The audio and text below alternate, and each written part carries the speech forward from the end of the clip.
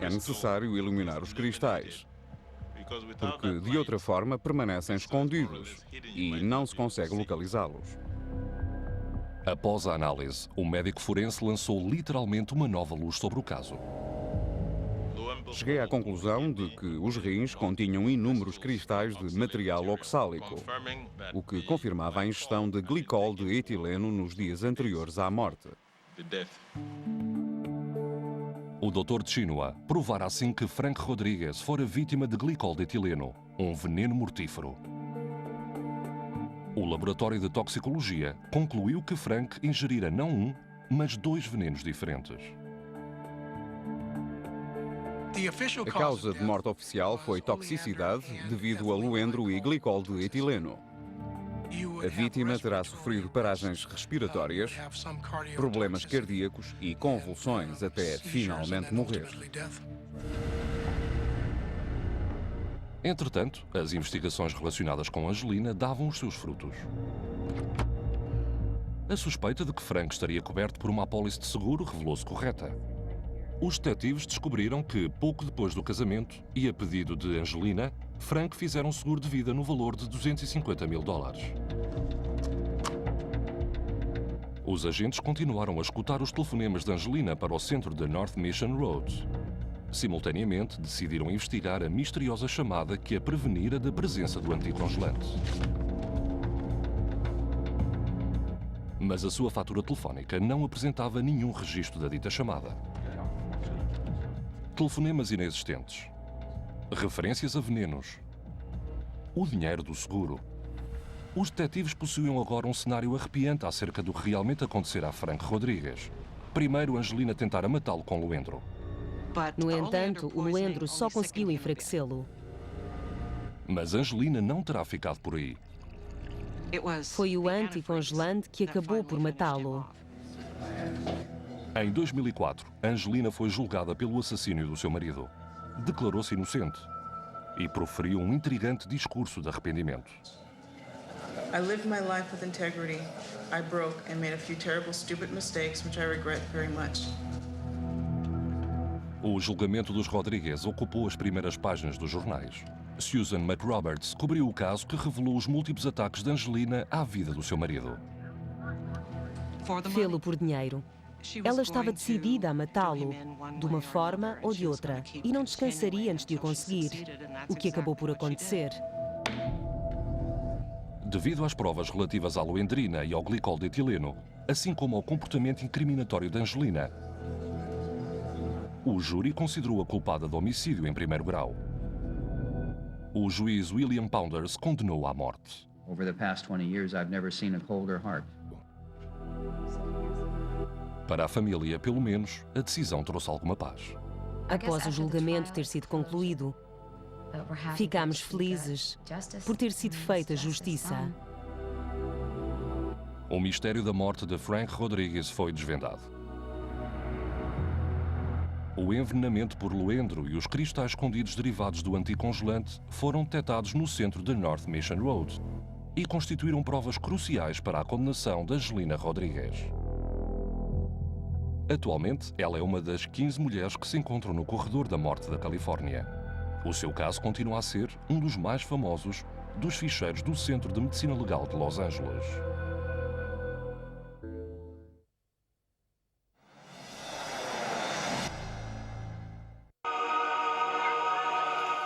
Abra a sua mente. A análise do mesmo tema, a partir de diferentes pontos de vista, está no Prisma. Encontrará novos critérios, focalizações diferentes, opiniões diversas para que possa decidir. A qualidade, o rigor e a surpresa despertarão a sua curiosidade. De segunda à quinta-feira, às 17 e às 22 horas. Odisseia. Mais além do documentário. Com frequência, relacionamos a droga com a delinquência e a marginalidade, esquecendo que todas as culturas a consumiram nas suas diferentes formas, desde tempos remotos. Entre nós, existem grupos que utilizam certos tipos de substâncias naturais com fins de autoconhecimento terapêuticos. O Odisseia explora esse outro lado das drogas na sua série Contrastes. Jardins de Deus, hoje no Odisseia.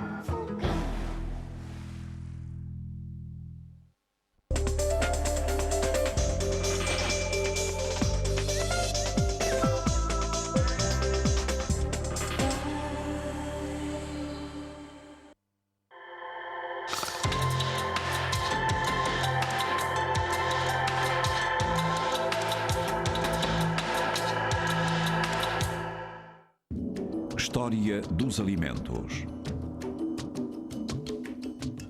O sal. Não se sabe quando se começou a utilizar o sal, mas a sua descoberta foi vital, tanto pelo seu valor nutritivo, como pela sua capacidade para conservar os alimentos. Já na Grécia e no Império Romano, o sal adquiriu uma crucial importância económica, pois chegou a ser utilizado como moeda de pagamento. Do salário argentum derivava aquilo que hoje volta a ser uma reserva da biosfera. Gênesis, no Odisseia.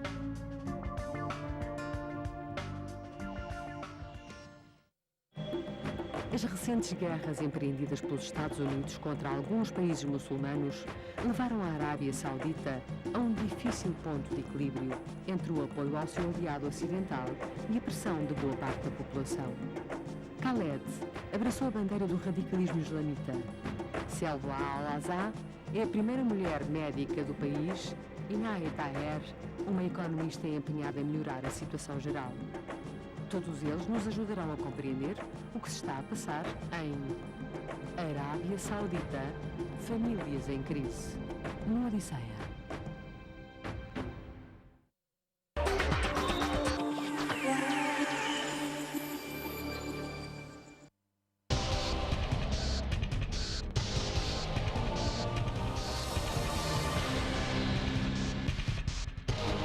Justiça em Los Angeles. Já a seguir, no Odisseia.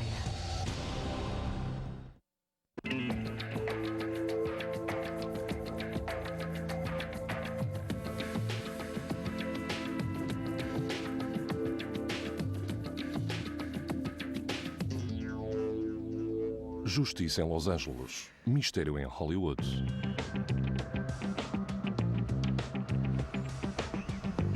A Sunset Strip. A avenida famosa em todo o mundo por ser o centro da vida noturna de Los Angeles. A deslumbrante sucessão de clubes e restaurantes é um imã para a gente jovem e mundana. Para muitos, a Sunset Strip é o sol de Los Angeles. Mas por baixo da luz dos neons, espreitam mistérios sombrios. Mistérios como o do caso de Lisa Mather. Em janeiro de 1985, Lisa acabara de completar 18 anos. Numa noite de sábado, estava com uns amigos à porta de um dos mais famosos clubes da Sunset Strip. Amy, uma das amigas de Lisa, viu-a conversar com um atraente desconhecido. E a Amy disse: olhem para ali, a Lisa está a conversar com um estranho. O que dizem é isto? E quando se viraram, tinha desaparecido.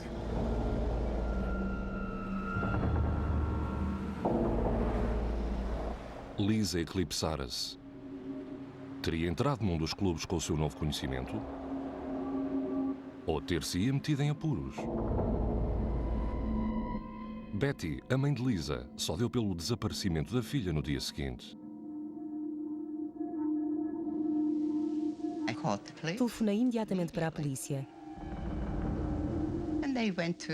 E eles começaram com o disparate habitual de que ainda não era possível dar uma pessoa como desaparecida. Eu disse-lhes: acreditem, eu posso. E o polícia disse-me: não, não pode.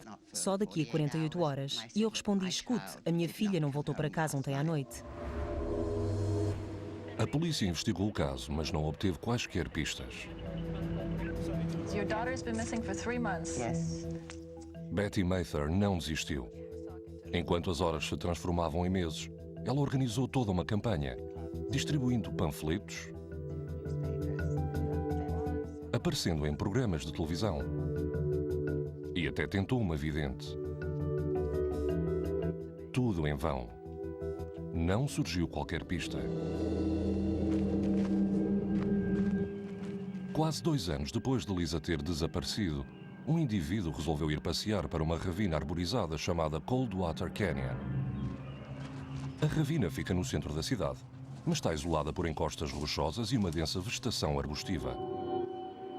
As características do terreno, que garantem privacidade aos ricos e famosos de Los Angeles, resguardavam também o que restava de um acampamento abandonado. Entre os detritos dispersos pelo chão, o caminhante fez uma descoberta perturbante. Vários ossos humanos. Penso que apanhou alguns deles, despô-los ordenadamente e resolveu que era melhor chamar a polícia. O meu parceiro e eu dirigimos-nos imediatamente ao local. Recordo-me de ver um crânio e outros pedaços de ossos que estavam à vista, apesar de parcialmente enterrados. Os investigadores do Centro de Medicina Legal de North Mission Road foram chamados ao local e organizaram de imediato uma minuciosa escavação, na esperança de solucionarem o mistério dos ossos espalhados. Dado que os esqueletos por si só revelam poucas pistas, qualquer fragmento de prova era crucial. Por exemplo, os fragmentos de vestuário podem ter marcas passíveis de serem associadas, através de outros testes, a determinado tipo de ferimentos. O criminalista Ron Linhart e os seus colegas encontraram cabelos, tecido, joias e outros objetos que sugeriam vários cenários perturbantes. Foi encontrada uma corda atada à volta de uma árvore, ao lado do local onde os ossos foram encontrados, e de um dos ramos pendia um par de algemas. Estes elementos poderiam ter sido utilizados para prender a vítima. O que teria acontecido ali? Estariam todos aqueles objetos ligados ao crime? No centro de North Mission Road, os médicos legistas precisavam, antes de mais, de identificar a vítima, a peça central do puzzle. A bacia pélvica e a roupa revelaram imediatamente tratar-se de uma mulher com uma idade compreendida entre os 17 e os 23 anos. E outros elementos forneceram traços fisiológicos básicos. Tínhamos uma idade muito aproximada. Conhecíamos o sexo, a estatura. E pelo cabelo encontrado, sabíamos que era loura. As provas iam-se acumulando. Mulher, jovem, loura. Os ossos pertenciam a alguém cujas características condiziam com Lisa Mather. Mas se eram de facto os seus restos mortais, que fazia Lisa naquele recanto remoto de Coldwater Canyon? E como teria morrido?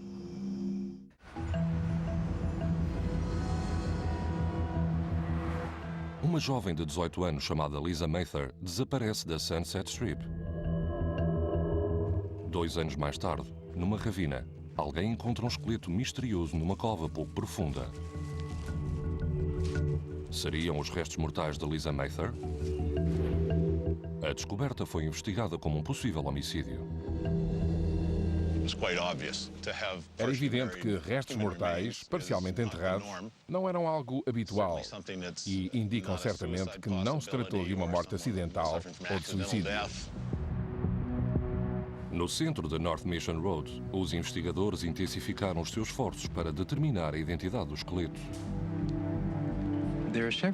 Utilizamos diversos métodos para identificar pessoas.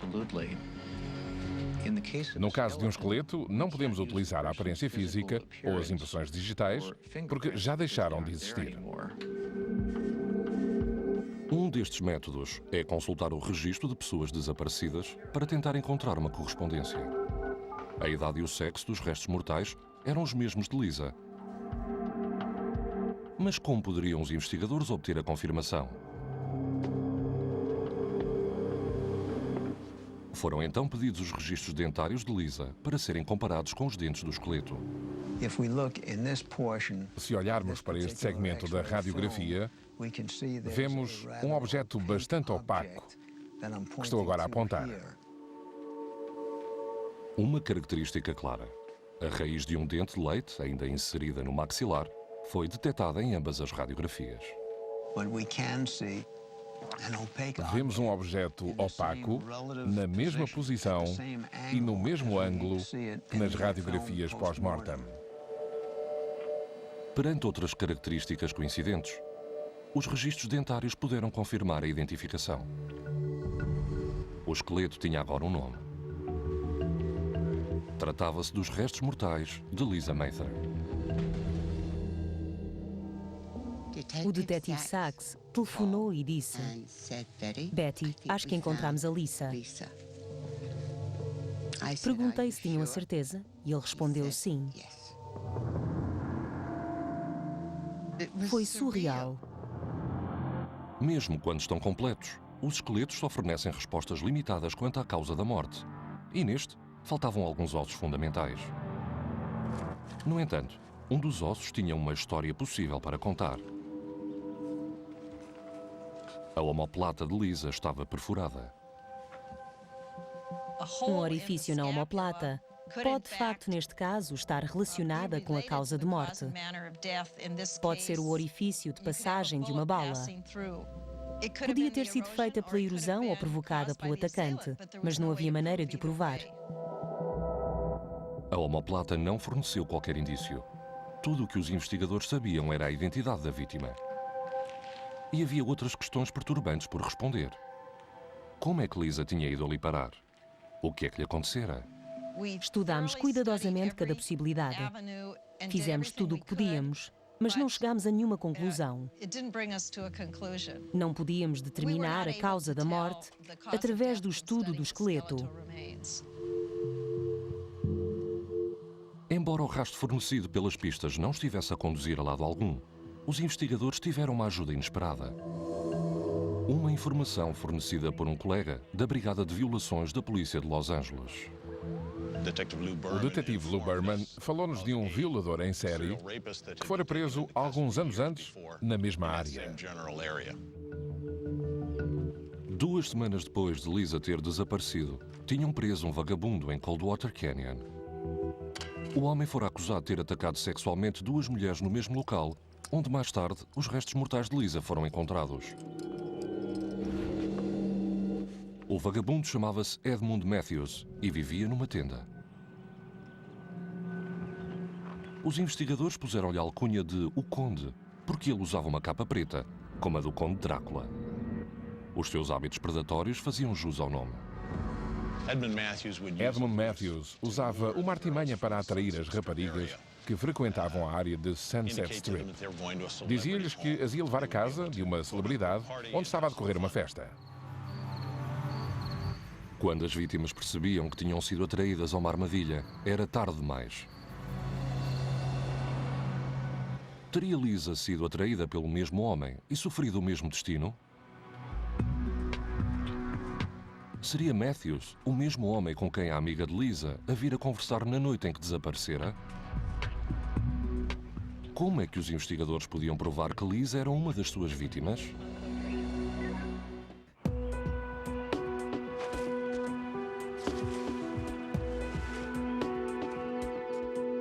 O esqueleto de Lisa Mather fora encontrado numa colina arborizada. Os investigadores tinham um suspeito previamente condenado por agressão sexual e que se sabia frequentar a Sunset Strip. O seu nome era Edmund Matthews. Soubemos que estava detido numa instituição prisional no estado da Califórnia. Os investigadores dirigiram-se à prisão, que ficava a 300 km de Los Angeles, para confrontarem o seu principal suspeito. Edmund Matthews fora condenado por ter agredido sexualmente uma mulher no mesmo local onde os restos mortais de Lisa tinham sido encontrados. Utilizar, igualmente, umas algemas e corda para prender a vítima a uma árvore, tal como, segundo os investigadores, teria acontecido a Lisa. Durante o interrogatório, Matthews admitiu ter encontrado Lisa defronte de um clube noturno da Sunset Strip e tê-la levado para o seu acampamento. Ali, segundo ele afirmava, Lisa teria consentido em que a amarrasse, de pé, a uma árvore, no contexto de uma fantasia sexual. Do que a seguir se passara, lembrava-se mal, por estar embriagado. Durante o nosso encontro com Edmund Matthews, ele aludiu ao facto de poder ter sido uma morte acidental. Segundo a sua versão, Lisa teria escorregado na lama e a corda à volta do seu pescoço tê-la-ia estrangulado acidentalmente. Os investigadores não se deixaram convencer. Matthews foi acusado de homicídio durante a prática de uma agressão sexual, o que o tornava um candidato à pena capital. Mas a condenação de Matthews não estava de todo assegurada. Os investigadores continuavam sem saber como Lisa tinha morrido. E todas as provas que possuíam eram circunstanciais. Mais uma vez, os peritos do centro de North Mission Road foram chamados para prestarem uma ajuda crucial. A doutora Judy Sochi, uma antropóloga forense, regressou ao local do crime em Coldwater Canyon. Enquanto inspecionava o terreno acidentado, a doutora Judy deparou com uns inesperados aliados. Ratos do campo. A doutora Judy Sochi sabia que estes animais costumam levar ossos de grandes dimensões para os seus ninhos. E um tal tesouro oculto pode revelar pistas novas em velhos cenários de crimes. Se uma prova é levada para o ninho de um rato do campo, fica em segurança. Uma vez lá dentro, já não sai, ficando protegida dos elementos. A doutora Judy e a sua equipa lançaram-se então na busca dos ninhos na zona onde o esqueleto de Lisa fora encontrado, para averiguar se haveria mais ossos ou até mesmo mais vítimas. Sabíamos que ia existirem mais corpos enterrados. Os ratos do campo teriam levado os seus ossos para os ninhos. E isso seria para nós um indicador. Era uma maneira de procurar corpos enterrados sem termos de chamar as escavadoras e centenas de pessoas com pás. Durante a maior parte do dia, a equipa passou os arbustos a pente fino. Quando o sol se pôs, tinham descoberto 7 novos ossos humanos. Pertenceriam a Lisa Mather? Ou seriam os ossos de outra vítima?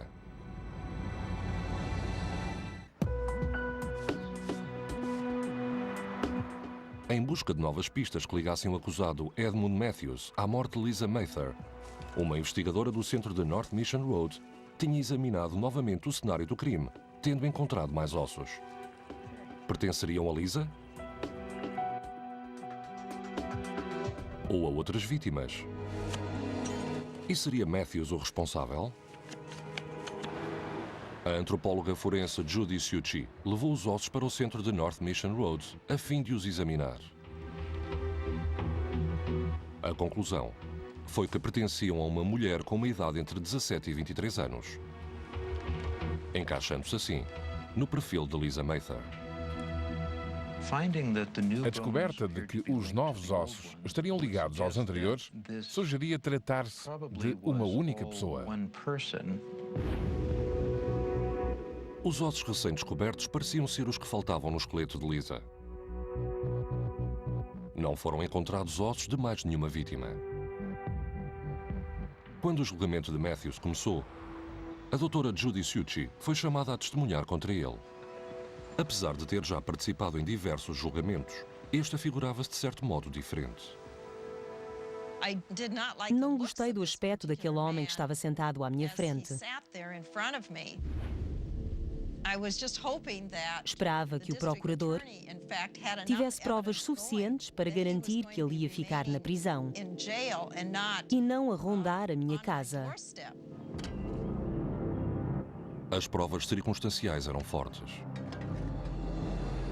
Os amigos de Lisa Mather tinham-na visto a falar com Matthews momentos antes de desaparecer. Os ossos tinham sido encontrados no seu acampamento em Coldwater Canyon, no mesmo local onde agredira sexualmente outra mulher. Mas qualquer prova de agressão sexual tinha há muito desaparecido com a decomposição do cadáver de Lisa. A doutora Judy Succi temia que Matthews não fosse condenado. Ia ser assim que poderia acontecer. Não posso proteger-me como algumas pessoas podem. Não sou um agente da lei que tenha, como eles, treino com armas de fogo. Sou uma professora universitária. Para condenar Matthews, a acusação precisava de mais provas do que aquelas que o esqueleto da vítima podia fornecer. Haveria alguma outra coisa que o ligasse à morte de Lisa Mather? Havia a corda encontrada no local do crime, na qual haviam sido detectados alguns cabelos de Lisa. E havia ainda outra coisa ainda mais incriminadora: a posição da corda na árvore. Segundo a defesa de Matthews, Lisa consentira que ele a atasse, de pé, e morrer acidentalmente quando escorregara na lama. Mas as provas não sustentavam esta história. Com a ajuda dos peritos do Centro de Medicina Legal, conseguimos determinar o local onde a corda tinha sido fixada à árvore. Estava apenas a escassos centímetros do chão. A centímetros do chão, e não num local mais alto, conforme a defesa afirmava. E os ramos da árvore significavam que a corda não podia ter deslizado para baixo. Matthews era responsável pela morte de Lisa Mather. Não era algo que pudesse passar por um acidente. Era evidente que ela fora amarrada com firmeza à árvore, estando presa pela zona do pescoço, mas não de pé. A corda, o esqueleto e o testemunho da vítima anterior de Matthews convenceram o júri. Edmund Matthews foi condenado à prisão perpétua sem possibilidade de obter liberdade condicional. Este foi, de facto, um caso muito especial, baseado em provas circunstanciais. E apesar de Edmund Matthews não ter recebido a pena capital, podemos ficar descansados de que passará o resto da vida na prisão. O caso começará apenas com alguns ossos enterrados nas colinas de Hollywood. Mas os investigadores acabaram por resolver o mistério do desaparecimento e da morte de uma jovem. Mais uma história retirada dos arquivos do Centro de Medicina Legal de Los Angeles. Versão portuguesa via satélite.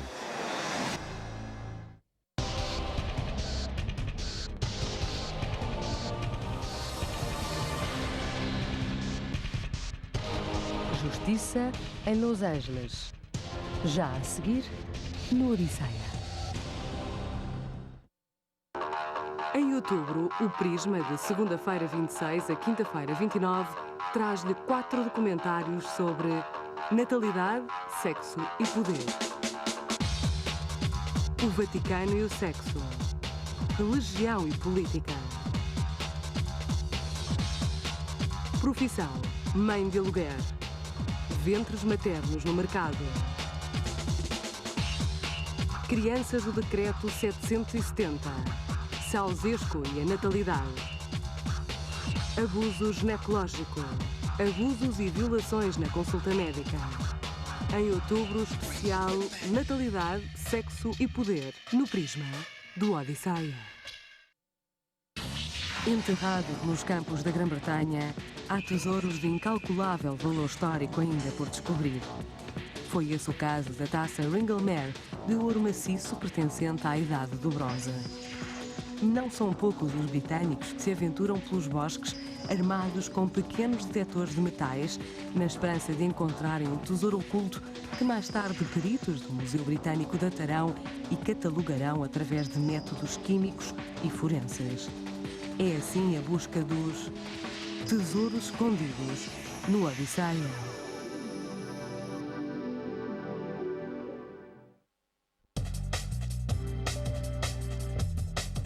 Em outubro, aproxime-se do Odisseia. Albert Llovera, As Asas da Fênix. A vida após o acidente. A origem da vida. A vida desde o primeiro momento até hoje. Justiça em LA. ciência e tecnologia contra o crime. Broadway. Ontem e hoje, da Meca do espetáculo. Odisseia em outubro. Entre no mundo do Odisseia. Com o decreto 770, o ditador romeno Ceausescu proibiu qualquer tipo de método contraceptivo. Consequentemente, nasceu uma grande geração de crianças, ao mesmo tempo que mais de 11 mil mulheres morriam na sequência de abortos clandestinos. Anos depois, essa mesma geração, que cresceu no meio do fervor comunista, encarregou-se de derrubar o ditador. Pela primeira vez, abrem-se as portas dos arquivos audiovisuais para que possamos ver a verdade sobre este processo em Crianças do Decreto 770, no prisma do Odisseia.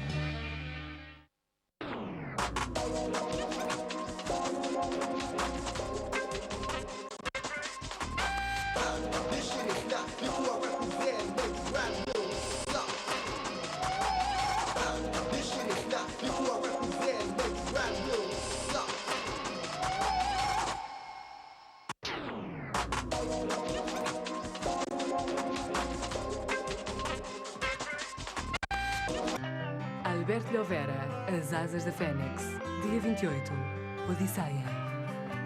Acompanhado por personalidades do nível do campeão mundial de rallies Carlos Sainz e do ator Javier Bardem, Alberto Llovera apresentou o documentário que retrata a vida do desportista.